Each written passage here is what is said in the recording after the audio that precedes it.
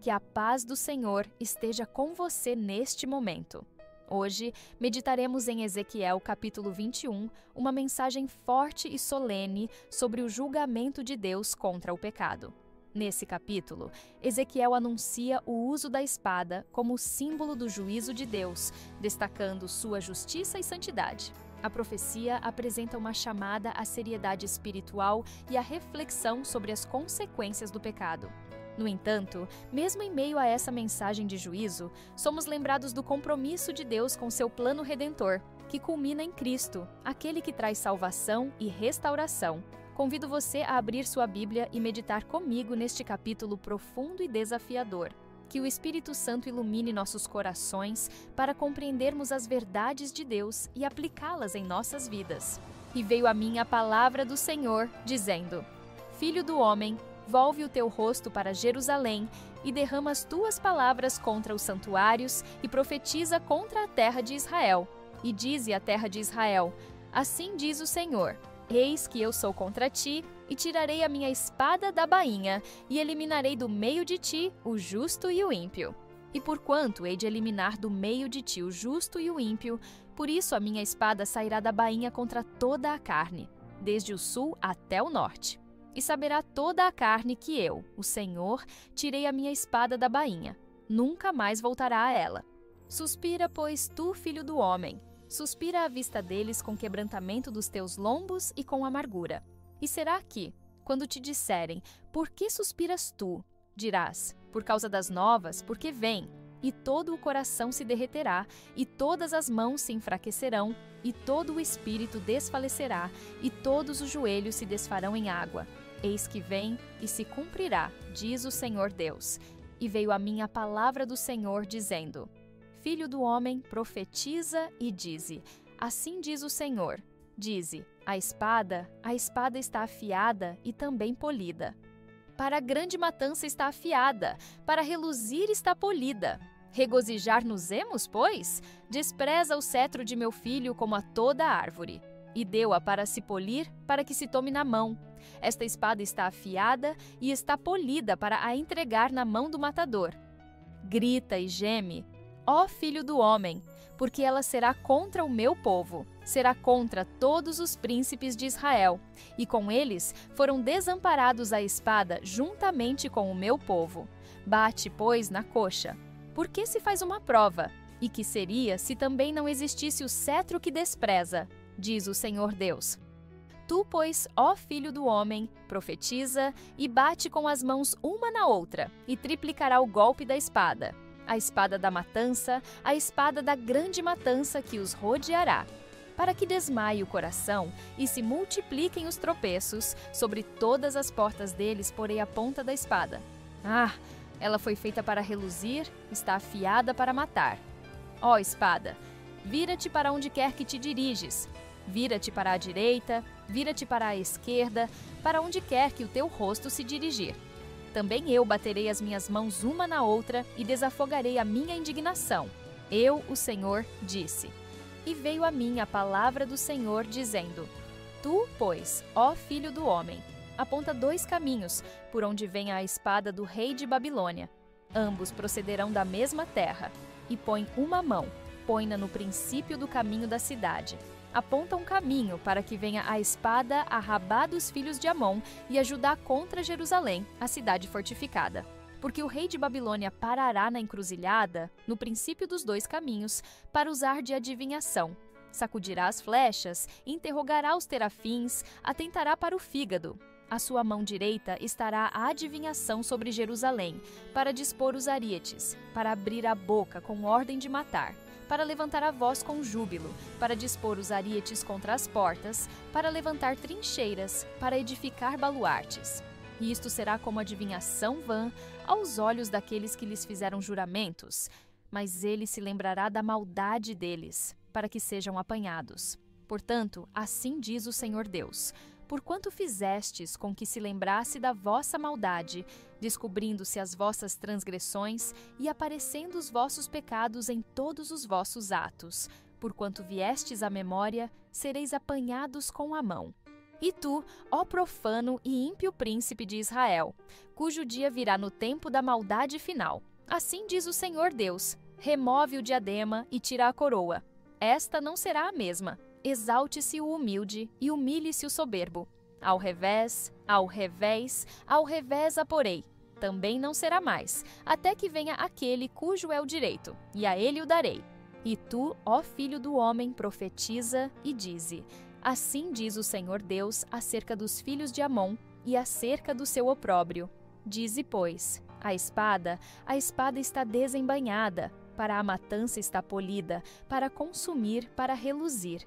Enquanto te têm visões vãs e te adivinham mentiras, para te porem sobre os pescoços dos ímpios que estão para morrer, cujo dia virá no tempo da maldade final. Torna-a a sua bainha. No lugar onde foste criado, na terra do teu nascimento, te julgarei. E derramarei sobre ti a minha indignação, assoprarei contra ti no fogo do meu furor, e te entregarei na mão de homens brutais, inventores de destruição. Ao fogo servirás de pasto, o teu sangue estará no meio da terra. Não serás mais lembrado, porque eu, o Senhor, o disse. Ezequiel 21 apresenta uma profecia intensa e solene, onde Deus anuncia seu juízo por meio da imagem de uma espada afiada e polida. Este capítulo traz lições sobre a santidade de Deus, a seriedade do pecado e a certeza de que o juízo divino é inevitável para aqueles que persistem em suas transgressões. A mensagem é dirigida ao povo de Israel, mas também tem implicações para as nações ao redor, mostrando que o juízo de Deus é universal e justo. O capítulo começa com Deus ordenando a Ezequiel que volte seu rosto para Jerusalém e profetize contra os santuários e a terra de Israel, versículos 1 e 2. A mensagem de Deus não poupa ninguém. Tanto justos quanto ímpios seriam atingidos pelo juízo, simbolizado pela espada que será desembainhada, versículo 3. Isso nos lembra que, em tempos de juízo coletivo, até mesmo os justos podem sofrer as consequências do pecado de uma sociedade como um todo. Esse aspecto deve nos levar a refletir sobre a responsabilidade coletiva e a necessidade de interceder pela nação em que vivemos. A espada que Deus menciona no versículo 4 percorre toda a terra, desde o sul até o norte, indicando que o juízo seria abrangente e imparcial. Este símbolo é um lembrete de que Deus é um juiz que não faz acepção de pessoas. Ele julga com justiça e ninguém está fora do alcance de sua soberania. A espada que nunca retorna à bainha, versículo 5, enfatiza a seriedade e a inevitabilidade do julgamento. Não há como escapar do juízo divino quando o pecado é deliberado e contínuo. Nos versículos 6 e 7, Ezequiel é instruído a suspirar com amargura, como uma demonstração visível da gravidade da mensagem que ele transmitia. O sofrimento do profeta simboliza o impacto que a notícia do juízo deveria causar no coração do povo. Quando o povo pergunta a razão do lamento, Ezequiel explica que a espada está prestes a vir, trazendo medo e desespero. Esse cenário ressalta que o juízo de Deus não é algo a ser tomado de forma leviana. Ele é um chamado ao arrependimento e à humildade diante de sua santidade. A imagem da espada afiada e polida, mencionada nos versículos do 9 ao 11, destaca o caráter deliberado e preparado do juízo de Deus. A espada não é empunhada de forma aleatória, mas foi afiada para a grande matança e polida para reluzir, demonstrando que o juízo será executado com precisão. Deus é um juiz perfeito e suas ações são sempre justas, mesmo quando nos parecem severas. Os versículos seguintes descrevem a reação que a espada causará: corações derretidos, mãos enfraquecidas, espíritos abatidos e joelhos como água. Versículo 7. Essas imagens capturam a totalidade do impacto emocional e espiritual que o juízo traria sobre o povo. Deus deseja que o pecado seja tratado com seriedade e que o impacto de sua disciplina leve as pessoas ao arrependimento genuíno. Essa primeira parte de Ezequiel 21 nos ensina a encarar o pecado com a seriedade que ele merece. Deus é paciente e misericordioso, mas sua santidade exige que o pecado seja confrontado. O juízo não é apenas uma manifestação de sua ira, mas também uma oportunidade para que o povo reconheça sua rebeldia e volte para ele. Na segunda parte de Ezequiel 21, a mensagem do juízo se aprofunda e revela a precisão com que Deus executa seus propósitos. A espada é novamente descrita como afiada e polida, mas agora vemos um foco na entrega dessa espada ao matador, um símbolo do agente de Deus que trará o julgamento sobre o povo, versículos do 11 ao 13. Este trecho ressalta que o juízo de Deus não é aleatório, mas direcionado, com propósito claro e objetivo. O profeta é instruído a demonstrar a gravidade da mensagem através de gestos e ações simbólicas. Nos versículos do 14 ao 17, Ezequiel deve bater uma mão na outra e triplicar o golpe da espada. Essa repetição reforça a intensidade do juízo que está prestes a ocorrer. A espada não será usada apenas para matar, mas para devastar, causando tropeços, medo e destruição em toda parte. O gesto de bater palmas simboliza a determinação de Deus em executar o julgamento e a declaração de que ele desafogará a indignação, versículo 17, sublinha a justiça divina em lidar com o pecado. Nos versículos do 18 ao 20, Deus dá instruções a Ezequiel para apontar 2 caminhos, simbolizando as opções disponíveis para a espada do rei da Babilônia. Esses caminhos levam a Rabá, a capital dos Amonitas, e a Jerusalém. Essa dualidade nos lembra que o juízo de Deus não é limitado a Israel, mas alcança também as nações vizinhas. A escolha do caminho é descrita de forma simbólica, mostrando que mesmo o uso de métodos pagãos, como adivinhações, serve aos propósitos de Deus. Versículo 21. Isso demonstra a soberania de Deus sobre todas as coisas, até mesmo sobre as ações de líderes ímpios, que sem saber cumprem os planos divinos. A profecia continua com uma descrição vívida do cerco a Jerusalém, onde arietes são dispostos contra os portões, trincheiras são cavadas e baluartes são edificados. Versículo 22. Esse cenário enfatiza a inevitabilidade do julgamento. Apesar de suas defesas e alianças, Jerusalém não poderá escapar da espada. O versículo 23 destaca que a profecia pareceria vã aos olhos dos israelitas, que confiavam em alianças e em uma falsa segurança. Contudo, Deus revela que os pecados do povo seriam lembrados e eles seriam apanhados em sua própria maldade. Nos versículos do 24 ao 27, Deus se dirige diretamente ao profano e ímpio príncipe de Israel, provavelmente referindo-se a Zedequias, o último rei de Judá.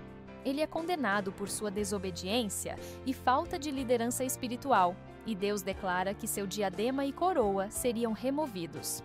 A humilhação dos poderosos e a exaltação dos humildes são princípios fundamentais do reino de Deus, e aqui vemos que Deus reverterá as situações para cumprir sua justiça. O versículo 27 traz uma esperança futura ao afirmar que a coroa será entregue àquele cujo é o direito e a ele o darei. Esse versículo aponta para a vinda do Messias, Jesus Cristo, que estabelecerá seu reino eterno com justiça e retidão. O foco se desloca para os filhos de Amon nos versículos do 28 ao 32. Assim como Israel, eles também enfrentariam o juízo divino. A espada, que já havia sido polida para o julgamento, agora seria usada contra os amonitas. Embora eles confiassem em visões vãs e mentiras, suas transgressões seriam expostas e o juízo viria com igual severidade. Essa parte do texto reforça a imparcialidade de Deus. Ele não tolera o pecado, independentemente de quem o cometa. Essa segunda parte de Ezequiel 21 nos ensina várias lições espirituais. Primeiro, o juízo de Deus é sempre justo e proporcional à transgressão. Segundo, a falsa segurança, seja em líderes humanos ou em práticas pagãs, é inútil diante da soberania de Deus. Por fim, o versículo 27 nos lembra que, mesmo em meio ao juízo, Deus não perde de vista seu plano redentor. A menção do Messias aponta para o fato de que, apesar do castigo, há esperança para aqueles que confiam no Senhor. Na parte final de Ezequiel 21, somos conduzidos a refletir sobre as implicações espirituais do juízo de Deus e como essas verdades são aplicáveis às nossas vidas. O capítulo, que inicia com o anúncio do juízo e prossegue com as ações da espada de Deus, conclui revelando tanto a severidade do julgamento quanto a esperança de restauração. Esse equilíbrio entre justiça e redenção é uma das marcas do caráter divino, que encontramos ao longo de toda a Escritura. Uma das mensagens centrais dessa parte é a inevitabilidade do juízo de Deus sobre o pecado. O povo de Israel, os amonitas e seus líderes são colocados sob a mesma espada. Isso enfatiza que Deus não tolera o pecado, seja entre seu povo ou entre as nações. O versículo 24 é um exemplo claro disso. Porquanto fizestes com que se lembrasse da vossa maldade, descobrindo-se as vossas transgressões, e aparecendo os vossos pecados em todos os vossos atos, porquanto viestes à memória, sereis apanhados com a mão. Essa passagem nos ensina que, por mais que tentemos esconder nossas falhas ou ignorar nossos erros, Deus vê tudo e exige responsabilidade. No entanto, essa exposição das transgressões tem um propósito maior. Deus não age apenas para condenar, mas para corrigir e levar seu povo ao arrependimento. A espada é uma ferramenta de disciplina e também um instrumento que revela a necessidade de dependência total de Deus. Somos desafiados a olhar para nossa própria vida e considerar se temos vivido em obediência ou se estamos confiando em falsas seguranças. Outra mensagem poderosa é a declaração de Deus no versículo 27. Ao revés, a porei, também não será mais, até que venha aquele cujo é o direito, e a ele o darei. Essa promessa aponta diretamente para o Messias, Jesus Cristo. Apesar do juízo, Deus mantém o foco em seu plano redentor. O trono de Israel seria retirado temporariamente, mas a linhagem de Davi culminaria em Jesus, que estabelecerá seu reino eterno. Esse versículo nos lembra que, mesmo em meio ao juízo, Deus não abandona seu povo. Em vez disso, ele prepara o caminho para a redenção. A profecia contra os amonitas, nos versículos do 28 ao 32, reforça que o juízo de Deus é imparcial e universal. Assim como Israel enfrentaria as consequências de seus pecados, os amonitas, que zombavam e oprimiam Israel, também seriam julgados. O versículo 32 declara: Ao fogo servirás de pasto, o teu sangue estará no meio da terra. Não serás mais lembrado, porque eu, o Senhor, o disse. Essa sentença mostra que Deus não faz acepção de pessoas ou nações quando se trata de justiça. Ele age de forma justa com todos, mostrando que ninguém está fora do alcance de sua autoridade. Essa parte de Ezequiel 21 nos convida a algumas reflexões práticas e espirituais. Reconhecer a santidade de Deus. Deus é santo e justo, e suas ações refletem seu caráter perfeito. Precisamos reverenciar a santidade de Deus e levar o pecado a sério, sabendo que nossas escolhas têm consequências. Confiar na justiça divina. Às vezes, podemos nos sentir frustrados com a aparente impunidade do mal no mundo. Ezequiel 21 nos lembra que Deus julgará toda transgressão, tanto no presente quanto no futuro. Podemos confiar que Ele é justo e agirá no tempo certo. Viver em arrependimento. Assim como Israel foi chamado ao arrependimento, somos desafiados a examinar nosso coração e buscar viver em conformidade com a vontade de Deus. O juízo é também uma oportunidade para reavaliarmos nossas prioridades e nos voltarmos para Deus com sinceridade. Esperar no Messias. A promessa de aquele cujo é o direito nos aponta para Jesus, o único que pode trazer verdadeira restauração e redenção. Mesmo em meio ao juízo, encontramos esperança em Cristo, que oferece perdão e uma nova vida àqueles que creem.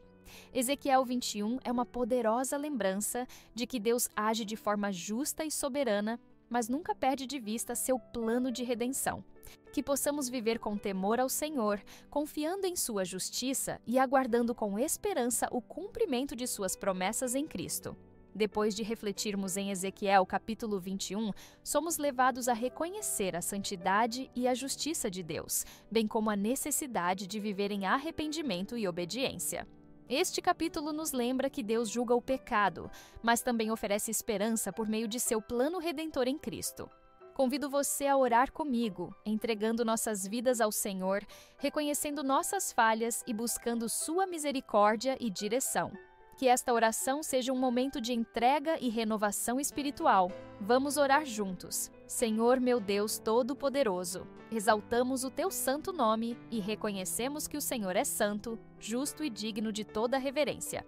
Obrigado por Tua palavra em Ezequiel capítulo 21, que nos ensina sobre a seriedade do pecado e a necessidade de vivermos em obediência e humildade diante do Senhor. Pai, queremos confessar nossas falhas e pedir que perdoe nossos pecados. Muitas vezes confiamos em nossas próprias forças ou buscamos segurança em coisas passageiras, em vez de depender plenamente de Ti, Senhor. Reconhecemos que somente o Senhor é a fonte de verdadeira segurança e salvação.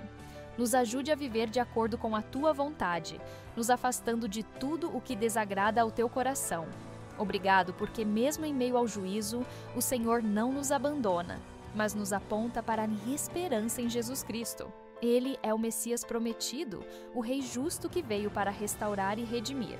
Que possamos viver com os olhos fixos em Cristo, confiando em Suas promessas e sendo guiados pelo Espírito Santo em cada decisão. Senhor, oramos também pelas nações e pelas pessoas ao nosso redor. Que o Teu juízo traga correção, mas também conduza muitos ao arrependimento e à salvação. Usa-nos como instrumentos da Tua graça, para que possamos compartilhar o Teu amor e a Tua verdade com aqueles que ainda não Te conhecem. Agradecemos por Tua paciência e misericórdia, que nos dão oportunidades de nos voltarmos ao Senhor. Nos ajude a viver com humildade, reverência e gratidão, buscando Te honrar em todas as áreas de nossas vidas. Entregamos nossas vidas a Ti, Senhor, confiando na Tua justiça, graça e fidelidade. Oramos no nome poderoso de Jesus Cristo, nosso Senhor e Salvador. Amém. Se esta mensagem falou ao seu coração, compartilhe com alguém que precisa ser lembrado da santidade e da justiça de Deus, bem como da esperança que encontramos em seu plano redentor. Ezequiel capítulo 21 nos chama a refletir sobre a seriedade do pecado, a necessidade de arrependimento e a graça de Deus, que sempre aponta para a restauração em Cristo. Que essa palavra inspire você a viver com humildade, obediência e confiança no Senhor, sabendo que Ele é justo e fiel em todos os seus caminhos. Caso tenha um pedido de oração ou precise de apoio espiritual, deixe seu comentário ou entre em contato conosco. Estamos aqui para orar por você e caminhar juntos em sua jornada de fé. Que o Senhor abençoe você e sua família, fortalecendo sua fé e renovando sua esperança a cada dia. Amém.